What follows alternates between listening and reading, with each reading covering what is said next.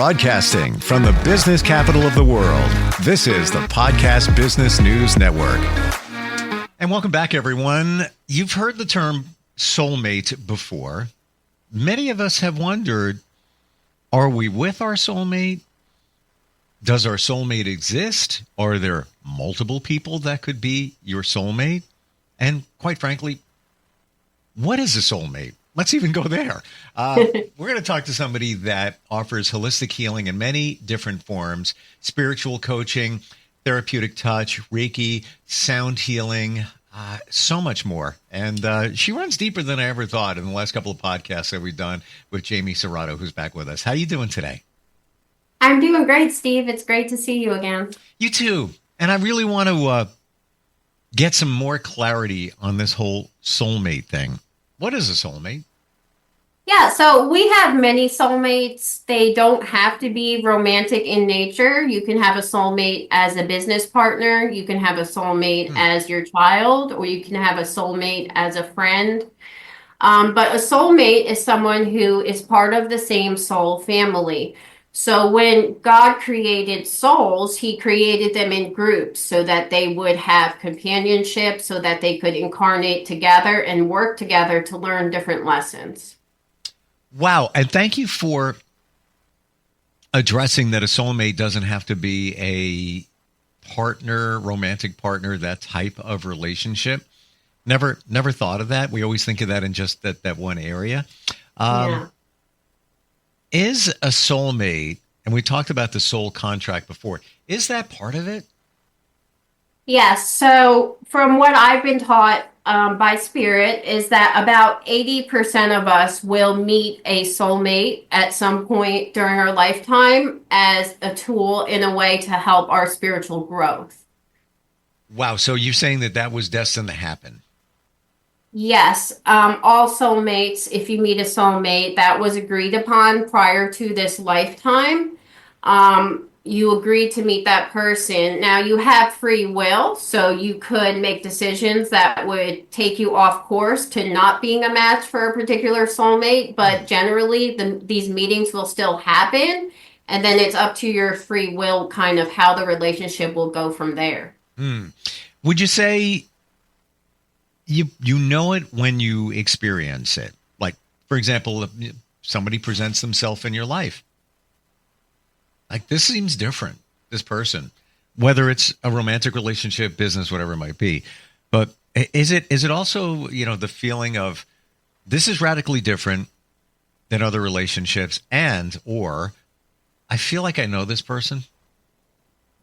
Yes, there is a instant familiarity of feeling that you can be yourself with that person, that you know them at a deep level, even if it's your first meeting. So you may have had past lifetimes together, but that person also shares like a core frequency that is similar to your own. So they feel like home because they are part of that same soul family. You all share a similar frequency. So what if, going deep here, hang on, warning, what if you are connected to somebody in a relationship and the relationship just doesn't serve you in the way that it really should, but you have that vibrational connection. So there's something there. There's good. That's good. But then there's other things that aren't that good within the relationship. So in spirituality, we call that a karmic, okay? So you can have karmic soulmates that are actually overall kind of negative relationships, but you feel extremely bonded to that person, and it can be difficult to break the connection, even once you realize that you're not in a healthy relationship. You said karmic, right? Yes. Is that loosely connected to the word karma? Yeah, so it's about learning lessons, right? So if you meet a karmic soulmate, that karmic soulmate is there to give you a lesson, right? Most people are either blessings or they are lessons, and karmic soulmates are usually lessons. I never thought of it that way. Karma, we always think of karma bad, right? So somebody does something, it's like, for them, that karma train's going to pull up. The karma police are going to be knocking on their door. Well, why would that even happen? It's so that they can learn a lesson from what they did. So I see what you're saying. Yes.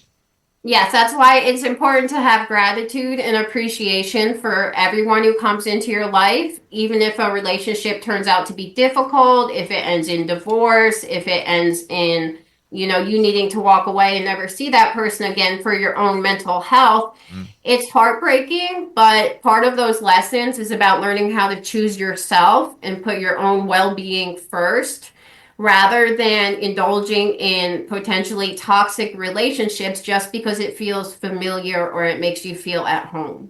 Yeah. And that familiar thing, that can run deep in many different areas. It could be reincarnation. It could be your upbringing.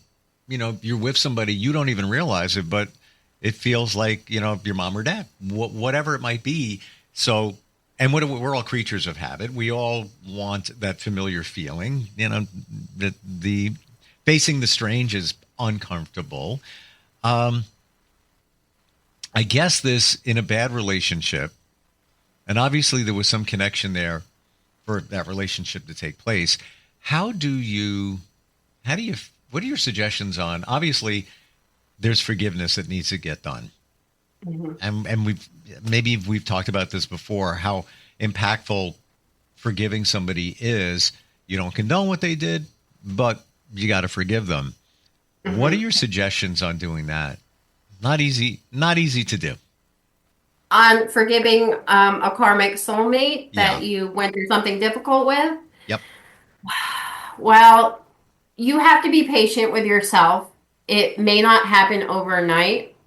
My ex-husband was a karmic soulmate. It took me probably a couple of years to get over him and to choose myself.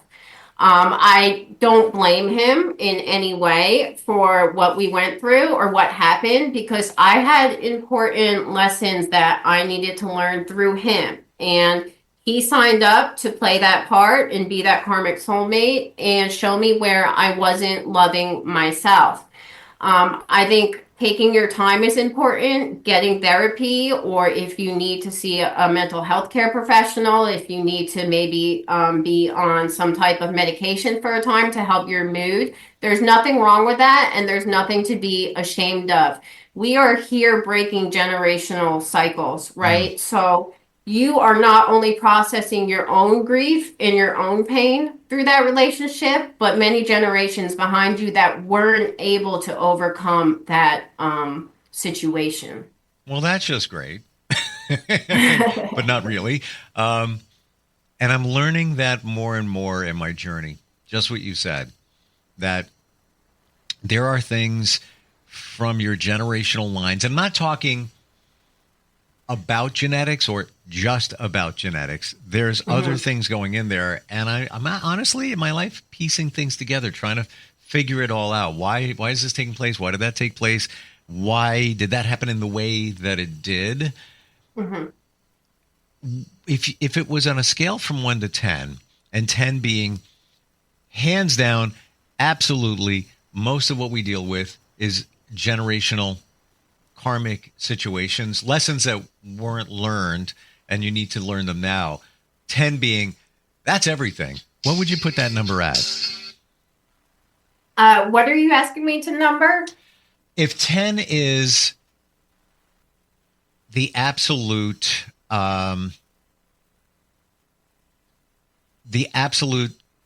bottom line of karmic from generational situations that we need to go through, everything is obviously it's not, I would assume, but what would you put it at? It's going to be unique to you and your sole purpose. Okay. So, let's say you were raised in a really emotionally stable family. Everybody was healthy. Everybody had good boundaries. There was no codependence, nothing at all. You may not be assigned to transmute very much karma. Okay. Other people chose to incarnate into families that had more baggage, right? Or more, negative energy that needs to be transmuted out of the genetic line. So usually these are stronger souls, volunteer souls who are choosing to take on that mission. For myself personally, I would say I was at a 10. I just recently really finished clearing all of the generational karma that I had to clear, but not everybody chooses to take on that much work. How do you know that you cleared it all? I was told I get messages from the divine, from my spirit guides. I also receive signs and synchronicities from the universe. And, I'm very practiced in receiving messages and knowing what's for me and what is accurate. And I have received the message that I am done clearing the genetic karma. And because of that, I can now step more into my soul's purpose and my soul's mission rather than doing, let's say, cleanup work. How do you know what your soul's purpose is? I'm still learning, and I do believe that the divine often wants to surprise us. Okay, so it may not want to give you all the puzzle pieces, all the signs of what it is you're going to be doing. And this also helps you to stay living in the present moment.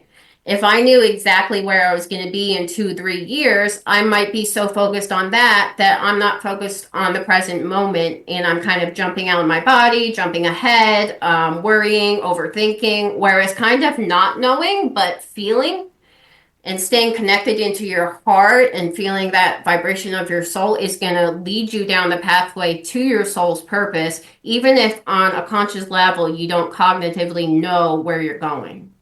Would you say that living in this moment or in the moment is the most important thing? Like you just said, you started to get ahead of yourself. Like, I wonder if this is, and then of course we go back, look at that and the lesson there, maybe trying to piece it together, and we all do it. We're all going to go, this way. We're going to go to that way, the past, the present, all that. But is it really, really super important to come back to center the moment now? Yes, there is a lot of power in the present moment because when we are not incarnated on earth, there is no time, right? So when you're in the present moment, you're connected to everything. You're connected to the future, you're connected to the past, and you have more power over your consciousness because you have more awareness of yourself as a multidimensional being. Wow. Okay. Never thought of that when you're living in the moment, that is giving you connection to the future and the past. We don't look at it that way, but if you're purely clear on things in this moment, you have that clarity of those things around you. Yep, absolutely. I had a spiritual teacher a long time ago say a quote, something like, when you're connected to the present moment, you have access to more information. So, for example, if something isn't working now, like a relationship where that other person just doesn't get you, if you're in the now, you're connected to the future too. So if that person doesn't get you now, you don't see eye to eye now, most likely you never are going to, okay? Because you have access to all information in the present moment and what it is you need to know. I'm a firm believer in everything you need to know. You already know it. It's in you. Yes. It's there. Everything. You know what you need to know when you need to know it, right? So you may not know right now what is your soul purpose, but when you need to take the next step towards it, you will know. And do you believe that, let's say you have to make a choice, whether it's choice A or B or whatever it might be, that you pretty much know what the answer is? Yes, that's why, although like I can do psychic readings and I have done them, I'm a firm believer in you knowing the answer and that you know what's best for you. You know what choice you actually need to make. And sometimes people just need a little bit of confirmation or alignment to the present moment so they can find that information. But I do believe we have it within us. I believe so too. And I see it more and more in my journey. How it comes up and presents itself. But of course, your head gets in the way many times. And then you put, no, that can't be it. That's either that's too easy or you put logic in it. And I also try to run fact-based. So I take facts and kind of back it up, not looking for the answer, but it's like, that does seem reasonable how that is connected with the feeling that I have inside. That fact goes with what I'm feeling. So it's almost like backing it up. Backing it up with facts, I guess, essentially. Back on the soulmate side, do we have multiple soulmates in our, let's go on the relationship side. Let's go on, life partner, whatever you want to call it. Is it possible that there's many soulmates out there and not just that one? Yes, I do believe we have multiple soulmates, romantic soulmates. So someone may be a soulmate for you at a particular time in your life. Like when I was a teenager, I had a really great soulmate who was my boyfriend, and he was exactly what I needed at that time to stabilize me and support me. However, he was not meant to stay in my life. He had to go on his separate journey, but I still consider him to be a soulmate, even though we don't speak anymore and I haven't seen him. Because he was there supporting my soul at a time in my life when I needed him. Mm. And I'm going to back up what you just said. As I say, in your life for a season or a reason. Right? Yes, that's a beautiful way to put it. So 3 years ago, I needed radiation for cancer. And it was all good. It was all working out. No worries. And I was dating somebody at the time. And she saw me after a treatment. And she's like, "Oh my gosh, look at that. Let me take care of that." And she put a dressing on and took care of it, about everything. The relationship lasted maybe 3 months after that. And total time was like 6 months. And it was a, interesting relationship. She was considerably younger than me. It was it was good while it lasted. It was, kind of crazy at times, but all good. But I realized after it was over that she was in my life to take care of me because she's a nurse. Well, there you go. Somebody was a really positive soulmate when you have nothing but good memories of that person. Even if, you guys might have had a couple arguments or maybe, and it ended in a rough breakup, but overall you have that feeling like that person was who I needed at that time, and you have nothing but gratitude and appreciation for that experience. There's no doubt, and I also feel that I helped her through some things as well, but that is why she was there. And I didn't know that I was going to be dealing with that when I first met her. I didn't even know at the time that the synchronicity or the reason until after, like maybe a year after I looked at it. I was like, "Oh, wait a minute. That makes perfect sense now." And I had other things going on in my life at that time that made that medical situation more challenging. And she made it easier. But when you put all the pieces together, but getting that clarity, how do you find that clarity? Like, it just popped in my head. And I was also on a journey to improve myself. So I was more aware of things like that. But how do you find those answers? How do you get more clarity? Is there a way to do it? I think it's just about having faith, right? And being connected to your intuition, knowing that my conscious mind didn't know I was going to get sick and need somebody to take care of me, but God knew that was coming, right? And understanding yourself to be part of something larger in the universe. Do you think, and not about me, but use it as an example to illustrate what you're saying, do you feel that I was connected with this person months before, anything medical, whatever, the universe made it happen then? At that time? Yeah, I do. I believe in divine timing and that we meet people at the exact time when we're supposed to meet them.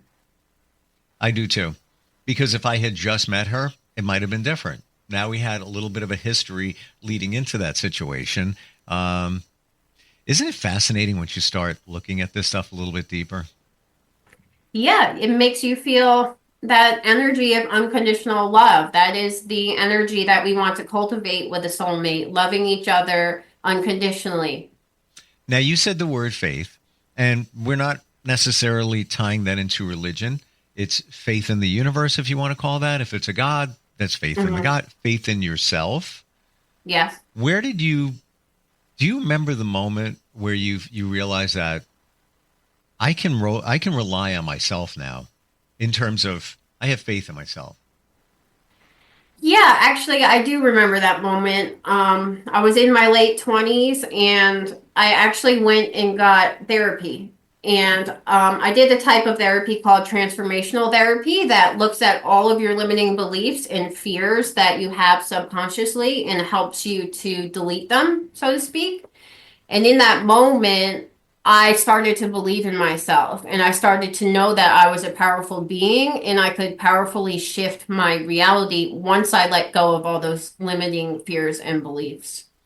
How through that type of counseling therapy, how did that get identified? Like for me, it was hypnotherapy. And that's not the only thing that would work, but that was I knew when I talked to the practitioner, I was like, thinking back to that childhood, not that it was anything bad, but there's stuff there. We all have stuff in our childhood that pilots us now. In what you did, how did you make those connections? So my therapist handed me like a laminated card with a long list of negative beliefs on it, including things like I deserve to die, nobody loves me, I'm never going to be happy, I'm not good enough, things like that. And I was told to circle the ones that I agreed with. And then I was taught that we actually create a false identity for ourselves based on these negative beliefs and our programming and our conditioning. And we're living from that script. That's what it's called in transformational therapy. It's a script because it's a bunch of beliefs that we were programmed to create our reality from. So that was how that was done. I'm not sure exactly how, I don't remember exactly if we just talked or what, but it was almost just identifying it and seeing, oh my God, I believe that about myself. That kind of broke the spell, so to speak, and allowed me to free myself. Wow. So seeing it before you and thinking and processing it, then you realize, wait a minute, this is not true. This is what I'm telling myself. Isn't it sad that so many of us can't even look in the mirror with nobody around and say, I love you? It's so hard for us to do it. Yeah, it's sad. It's absolutely heartbreaking. And what bothers me more is the fear people have at looking at their negative beliefs. They're afraid to look at their negative beliefs because they have so much shame that something is wrong with them. And then they kind of put it in a box somewhere and they compress it. And this becomes compacted trauma that we carry around with us. Yeah. And it's a shame that we don't see it. We don't realize it, but it's not our fault. No, it's not our fault. It's the subconscious. It's how we piloted as kids. And again, I think we skimmed on this once, that it could be one little situation on the playground. You know, you got bullied on the playground once when you're in 5th grade, and you carry that limiting belief with you as an adult, just one of them. And that's just a normal situation. You know, kids being mean to each other happens all the time. But now you carry that, and that is you. That becomes your identity. It's a lie that your subconscious is telling you based on that. Absolutely, and that's why it's important for those of us who have healed and worked through our negative beliefs and conditioning to come out and to speak and to show others that there is another way, there is another life you can live. Anyone who knew me 5 or 10 years ago would be shocked to see who I am today. But I'm living proof. I'm living evidence that you can heal yourself and you can move beyond your trauma. Final thought. Isn't it wonderful once you get to that point, once you have that realization, once you realize that's not me, this is who I really, really am. Like, you now. Isn't it just a liberal feeling? Yeah, that's a big part of healing, and knowing that a lot of the stuff you've been carrying around, it's not even yours. It's because your true frequency is of love, unconditional love. So a lot of the stuff we just absorb from society or from our families or, television, media, and it's not actually ours to carry. And you become so much lighter and so much more free as you let yourself cut those cords to those negative things. Lighter's a great description.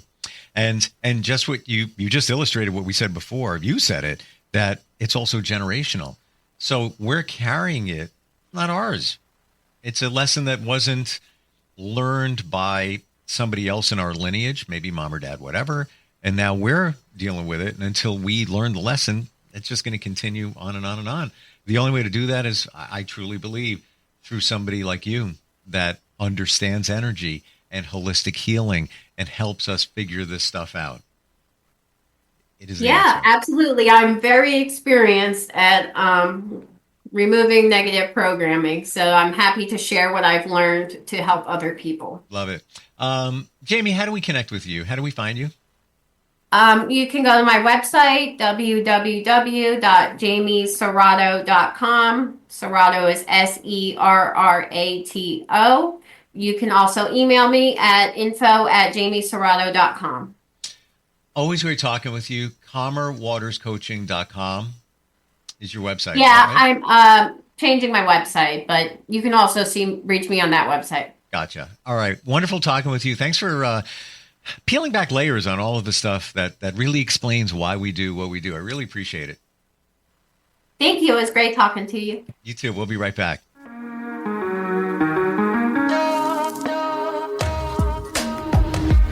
Broadcasting from the business capital of the world, this is the Podcast Business News Network.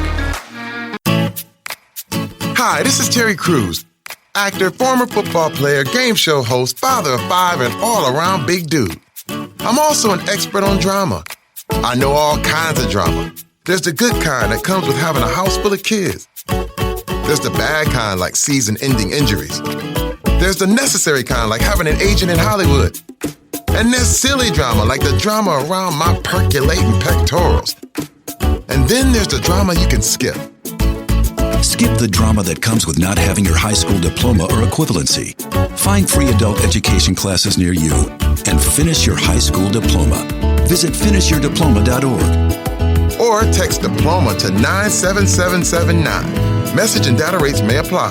Reply STOP to opt out. That's diploma to 97779. And leave the drama to actors like me. Brought to you by the Dollar General Literacy Foundation and the Ad Council.